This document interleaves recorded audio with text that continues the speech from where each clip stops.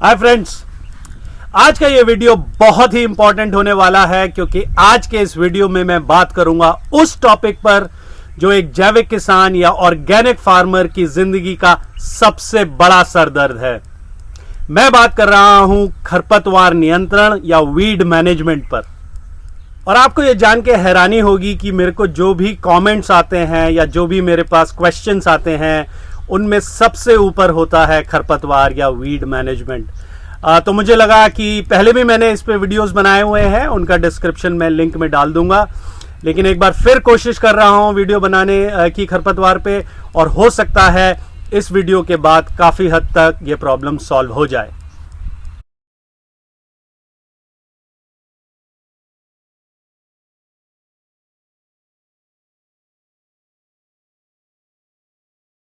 मेरी पहली लर्निंग या ऑब्जर्वेशन है कि या तो आप नो टिलिंग या बिना जुताई की खेती करें या फिर डीप टिलिंग या गहरी जुताई करें। मैंने देखा है आजकल लोग पर्माकल्चर कर रहे हैं या फूड फॉरेस्ट कर रहे हैं जहां पे वो बिना जुताई की खेती करते हैं, टिलिंग नहीं करते हैं। वहां पे मैं भी ऐसा एक फूड फॉरेस्ट बना रहा हूं। मैं दिखाऊंगा कि वहां पे हमने कवर क्रॉप से कैसे बिना जुताई के खरपतवार को नियंत्रण करने का प्लान बनाया है आगे इस वीडियो में।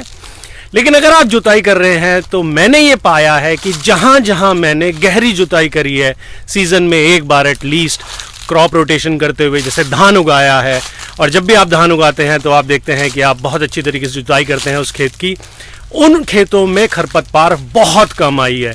तो आप 6-8 इंच की अगर प्लोइंग करते हैं वर्सेस डीप प्लोइंग करते हैं तो आप देखेंगे कि खरपतवार कम हो जाएगा।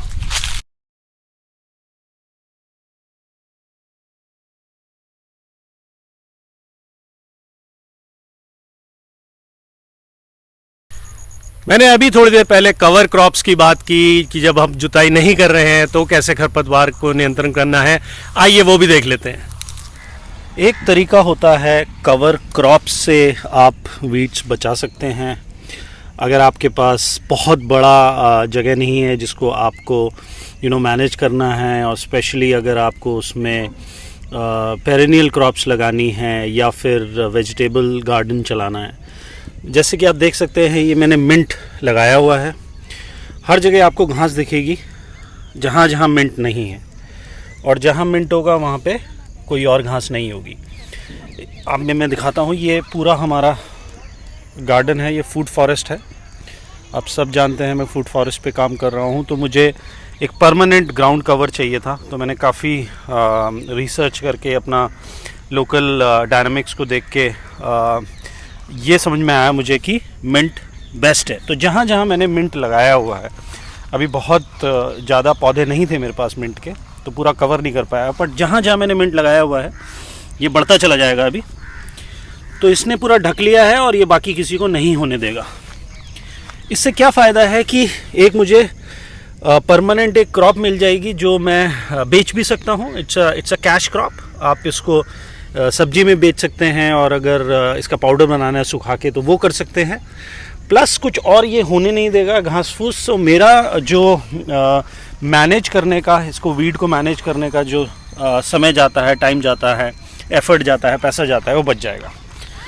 तो ये बहुत अच्छा ऑप्शन है अगर आपको ग्राउंड कवर करना है थ्रू कवर क्रॉप्स, और आपका छोटा सा गार्डन है या बड़ा भी है, लेकिन उसमें आप बहुत ज़्यादा प्लोइंग वगैरह नहीं करते। प्लोइंग वाला सिस्टम नहीं है।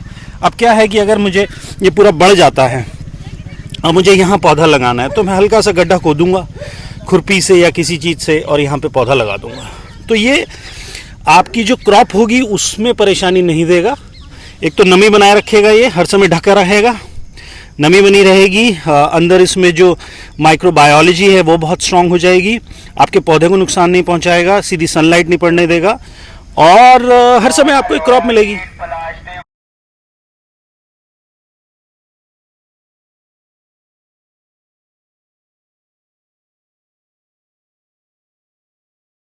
जो मेरी तीसरी लर्निंग है वो है क्रॉप रोटेशन को लेकर या फसल चक्र। अगर आप मोनोक्रॉपिंग या एक फसलीय प्रणाली यूज करते हैं तो खरपतवार बहुत ज़्यादा होती है, क्योंकि खरपतवार को आइडिया हो जाता है कि हर बार आप कौन सी फसल लगाएंगे, उस फसल के तरीके क्या है, कब पानी जाता है, कितना उसमें खाद जाता है, तो वो अपने आप को ढाल लेती है उसी एनवायरनमेंट में और वो प्रॉस्पर ज़्यादा करती है। अगर आप क्रॉप रोटेट करते हो तो वो कंफ्यूज हो जाती है, क्योंकि आप तरह तरह की फसलें लगाते हो, कोई 3 महीने की है, कोई 8 महीने की है, कोई दाल है, कोई अनाज है, तो उसको समझ में नहीं आता है कि कब पानी आना है, कब खाद आना है और कितना जगह छोड़नी है, तो वो कम होती जाती है। और मैं दिखाऊंगा अभी आपको खेत में जाके कि कई जगह मैंने सिर्फ और सिर्फ क्रॉप रोटेशन से अपने सबसे बड़ी प्रॉब्लम जो मोथा होता है, मोथे की प्रॉब्लम सबसे ज़्यादा होती है और किसान लोगों को मोथे से बहुत प्रॉब्लम होती है, उसको भी हमने कैसे बिल्कुल मिनिमाइज कर दिया है। दोस्तों, ये वो खेत है जिसमें हमने सरसों बो रखी है। सरसों बोने के बाद काफ़ी बारिश हुई है यहाँ पे 3-4 बार, और इसी वजह से कहीं पे ज़्यादा कहीं पे कम आप देख सकते हैं जर्मिनेशन हो रहा है।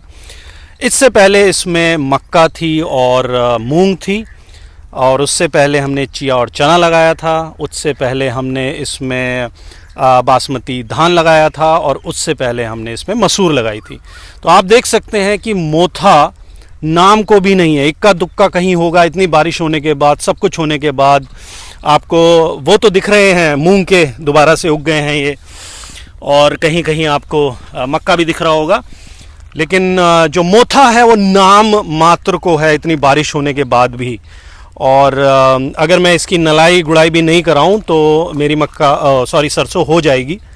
हालांकि जैसे मैंने बताया, बारिश ज़्यादा होने की वजह से बीज का जर्मिनेशन कम हुआ है, कहीं ज़्यादा कहीं कम। जहाँ पानी रुक गया है वहाँ पे देखिए आप, यहाँ पे पानी रुका बहुत देर तक, तो यहाँ कम रह गया है, बट मोथा बहुत कम है, नाम मात्र को है।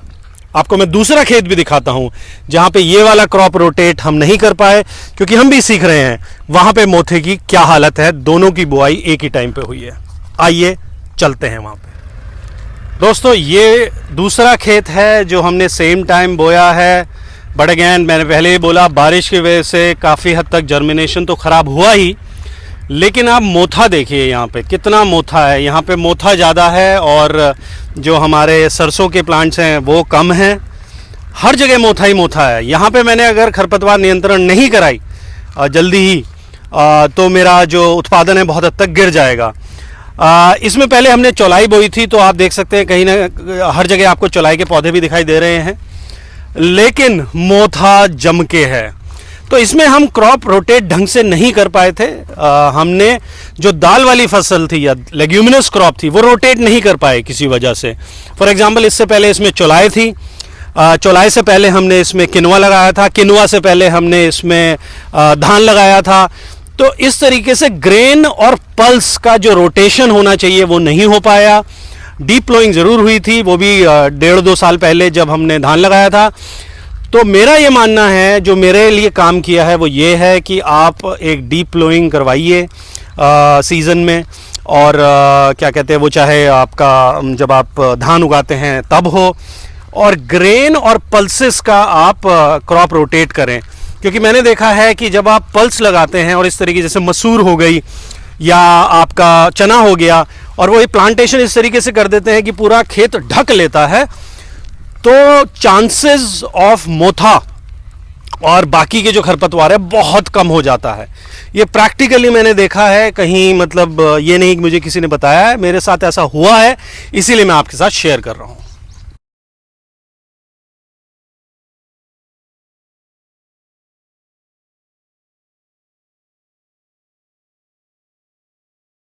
इसके अलावा मैंने एक और चीज़ देखी है, वो ये है कि अगर हम अपना इनपुट बाहर से लेते हैं, वो चाहे खाद हो गोबर की, चाहे बीज हो, चाहे हम पानी किसी और से ले रहे हैं फॉर एग्ज़ाम्पल, तो उसमें क्या होता है, चांसेस बीज आने के बाहर से खरपतवार के स्पेशली बहुत ज़्यादा हो जाते हैं।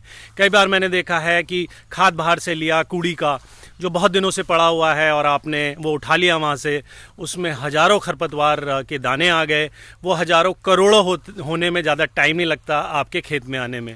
कोशिश कीजिए कि आप जो भी इनपुट यूज़ कर रहे हैं, चाहे वो खाद हो, चाहे बीज हो, चाहे पानी हो, वो सारा आपका अपना हो, आपके कंट्रोल में हो, जिससे कि बाहर से कोई खरपतवार के दाने ना आए। ये बहुत इम्पॉर्टेंट एस्पेक्ट है प्रैक्टिकली। और कई बार तो ये भी देखा गया है कि जो खेत ढके हुए हैं चारों तरफ से बफर जोन में, या तो आपने बायो फेंसिंग की हुई है या कोई नेट ही लगाया हुआ है, हवा से भी बीज कम आते हैं, वहां पे खरपतवार आने के चांसेस कम हो जाते हैं।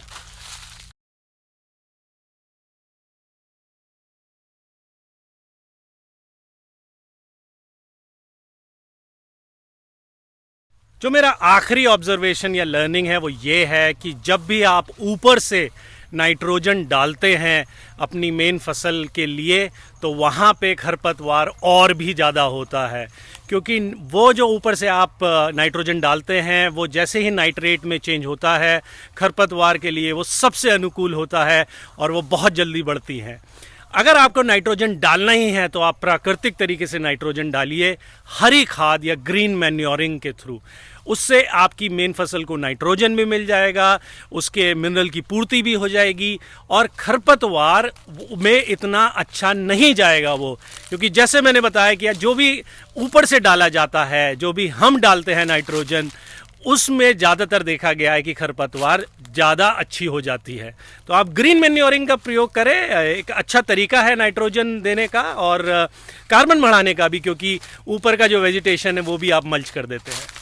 तो दोस्तों, ये थे कुछ तरीके जो मैं आपके साथ शेयर करना चाहता था। ये मेरे लिए काम करा है इन्होंने, और ये सारी चीज़ें मैंने सीखी हैं प्रकृति के साथ काम करते करते, क्योंकि मैं हमेशा से मानता हूँ कि आप नेचर को समझा नहीं सकते, नेचर से सिर्फ सीख सकते हैं। तो ये सारा मैंने अपने हिसाब से काम करते करते सीखा है। मेरे लिए ये काफ़ी लाभदायक रहा है, और आई एम श्योर ये अगर आप इसको फॉलो करेंगे, थोड़ा सा ऊपर नीचे आपको करना पड़ेगा, क्योंकि आप जिस जलवायु में रहते हैं शायद वो फिट ना हो जिस जलवायु में मैं रहता हूँ। तो कुछ पौधे जो मैंने बताए हैं, या कुछ क्रॉप रोटेशन, या कुछ तरीके जो मैंने बताए हैं, उसमें थोड़ा बहुत ट्वीक करना पड़ेगा, बट लार्जली ये काम करेगा, 100% काम करेगा। और मुझे पता है कि जो लोग देख रहे हैं उन्होंने भी कुछ ना कुछ ऐसा सीखा होगा। तो प्लीज़ इस वीडियो में कमेंट बॉक्स पे ज़रूर लिखें, क्योंकि वो मेरे भी काम आएंगे और बाकी लोगों के भी काम आएंगे। दोस्तों, अगर ये वीडियो आपको पसंद आया है तो प्लीज़ इसको लाइक कीजिए, शेयर कीजिए, कमेंट कीजिए, और अगर पहली बार मेरे चैनल पे आए हैं तो इसको सब्सक्राइब करना ना भूलें। मैं फिर आऊँगा एक नए वीडियो के साथ, तब तक जय हिंद।